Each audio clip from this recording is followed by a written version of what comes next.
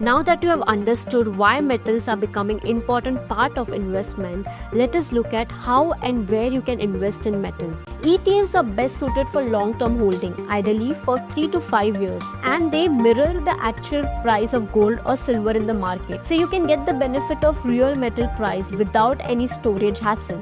The second option is metal mutual funds. Now these funds are managed by professionals and they invest across different metal-based assets. They are perfect if you want diversified portfolio and if you do not want to handle metal by yourself. You can hold them for minimum 3 to 7 years to see meaningful growth. And the best part is you can start investing easily through platforms like fincash.com or AMC website. The third option is digital gold. This is easiest for beginners to start. You can begin with as little as 100 or 500. When you buy digital gold online, the platform stores the gold safely in insured vaults and you can sell or even request physical delivery anytime. Think of it as planting a financial seed.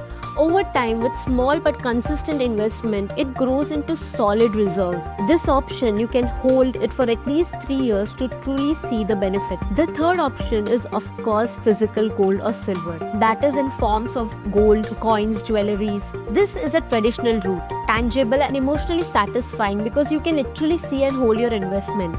But remember, storage, insurance, and making charges can apply.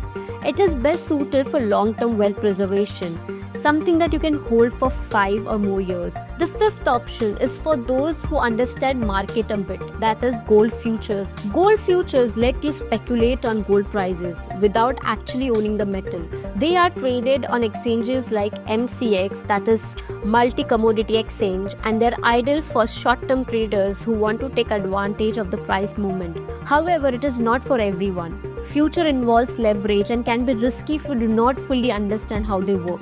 In short, if you are a beginner, you can start with digital gold or gold ETFs.